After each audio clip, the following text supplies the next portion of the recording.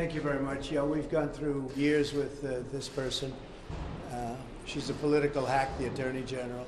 The judge is obviously extremely friendly with the group, and we'll see what happens. I think maybe he may surprise people on a positive side. We'll have to see what happens exactly. But we've proven this case so conclusively.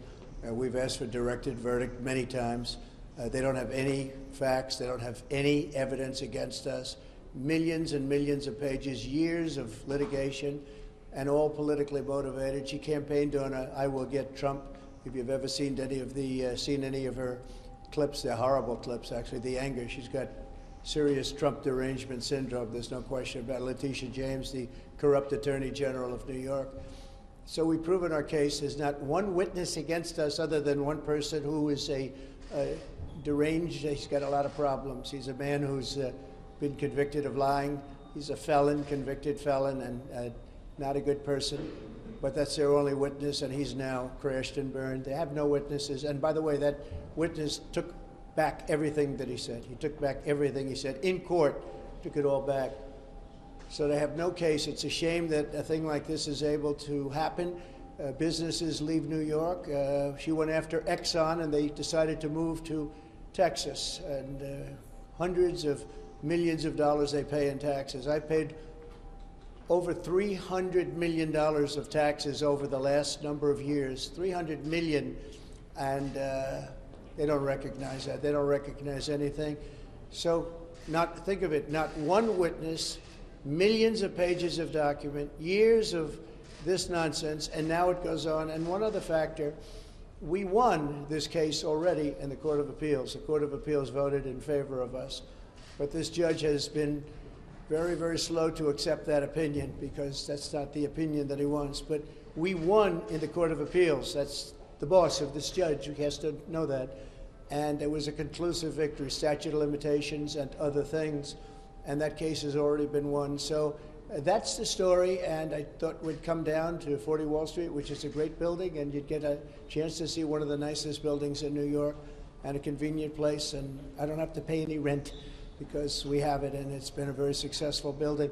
But it's a shame to have gone through this for years and years and years. And now we'll see if we're going to get an honest verdict. We didn't have a jury. We had no rights to a jury.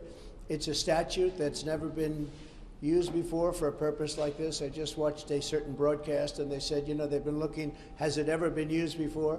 This is a statute that's a consumer fraud statute, never been used for anything like this before, and it's a shame. It's really it's a witch hunt in the truest sense of the word. It's election interference, and it just came out. This was just right now. Letitia James visited Joe Biden in the White House numerous times during the Trump witch hunt, and this just came out about 10 minutes ago. I got it.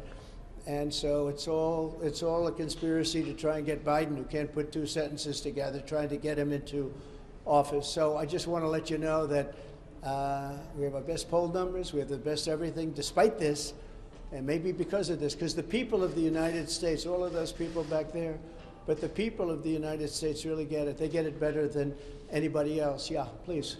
Mr. President, do you agree with your lawyers what they said on Tuesday, that you should not be prosecuted or could not be prosecuted if you ordered SEAL 2 and 6 to kill a political opponent? Well, you're talking about a totally different case, the immunity. I say this, on immunity, very simple. If a president of the United States does not have immunity, he'll be totally ineffective because he won't be able to do anything, because it will mean he'll be prosecuted, strongly prosecuted perhaps, as soon as he leaves office by the opposing party. So a president of the United States, I'm not talking just me, I'm talking any president, has to have immunity. As an example, Biden could come out and you could get him on the border, you could get him on what happened in Afghanistan, a horrible, most embarrassing moment in the history of this country. You could get him on a lot of different things. You could get him taking cash from countries. You could get him on the prosecutor not prosecuting his son or the company or whoever it was, Burisma, in Ukraine. You could get him on that, where it was a quid pro quo, if you remember that. If they don't drop the prosecutor, we're not giving them $1 billion of U.S. funds. If you don't have immunity, you can You know, I mean, you won't be making any decisions, so you have to have it. And I liken it to the fact that police have to have their control back. They have to have respect. And you can always have a bad apple. You can always have something happen. But at the same time, you have to stop crime in this country. It's very much like that. It's very similar to that. But you have to have immunity for a president, and I think most people are seeing that. I've read a lot of legal reports lately and scholarly reports that are saying you really have to have a president of this country has to have immunity, or they're not going to be able to function in office. Yeah, Bob? President Trump, we're just days away from the Iowa caucuses. What percentage of your time these days is spent on your campaign, and what percentage is spent on your legal issues? Well, see, my legal issues, every one of them, everyone, civil and the criminal ones, are all set up by Joe Biden, crooked Joe Biden. This is something that's never happened in this country. Even when you look at this is all about Biden and her meeting. So even the civil ones, this is civil, they're set up by Biden. Every single, just about, case that I'm involved in is set up by Biden. They're doing it for election interference. And in a way, I guess you'd consider it part of the campaign, because if you really look at it, they are doing this. It's never been done like this in this country. It's like we're a third world country, a banana republic. But every one of the things that you write about are Biden indictments. And I don't know, you know, I just got a poll. We just had a poll. It just came out, and we're leading massively in Iowa. We're leading very big in New Hampshire. We're leading because the people understand this stuff. These are all set up. Every time somebody sees me in court, remember, Joe Biden and his thugs that surround him did it. They're trying to get a man in office that can't put two sentences together, and they're doing that. But so far, we seem to do very well. You have the Iowa caucuses Monday, an event in New Hampshire Tuesday. Are you going to be back in court for the Eugene Carroll case on Wednesday? Yeah, well, that's another one. That's sponsored by Reid Hoffman and some Democrat operatives. I never saw this woman in my life other than to have a picture with her and her husband, John Johnson, a nice guy who was a newscaster many years ago. I remember him, and she said horrible things about him since. I mean, horrible, horrible things, called him bad names. I have no idea who this woman is. I have absolutely no idea. The whole thing is ridiculous that this is even a case. This should never have happened. But again, this is sponsored by the Democrats. It's another case, all sponsored by, it's a demeaning kind of a thing, and that's what they want to do. It's called election interference. And yeah, I'm going to go to it, and I'm going to explain. I don't know who the hell she is. I have no idea. They called me up years ago, and they said, do you know about this woman 25 or 30 years ago? She doesn't even know the date, the time, the month, the season. She has no idea. And if you read it, if you watch, take a look at the Anderson Cooper interview of her.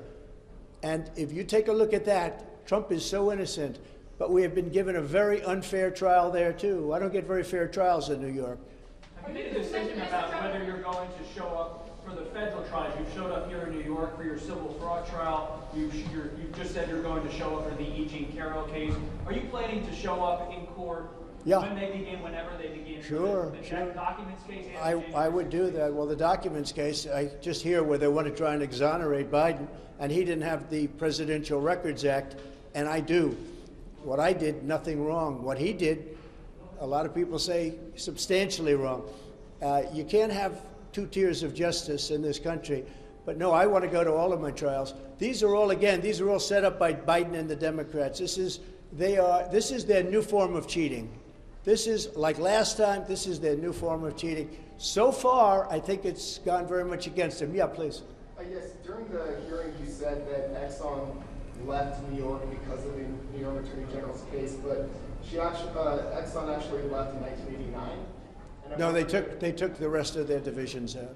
Yeah. I mean, They left earlier. by the time of They were that treated case. very badly in New York. You could have had them in New York. They could have been paying a lot of money. But it wasn't Letitia James's. Oh, no, I think if you take a look, you read the case, study the case, you'll see that they took big divisions out after that. They originally left, and then they took the rest out. You just said you could get President Biden on various issues you outlined. I didn't say I could get him on anything. I said he is using the weaponization of the DOJ and the FBI to go after his political opponent, and you just can't do that. Thank you very much. bomb threat with a Dutch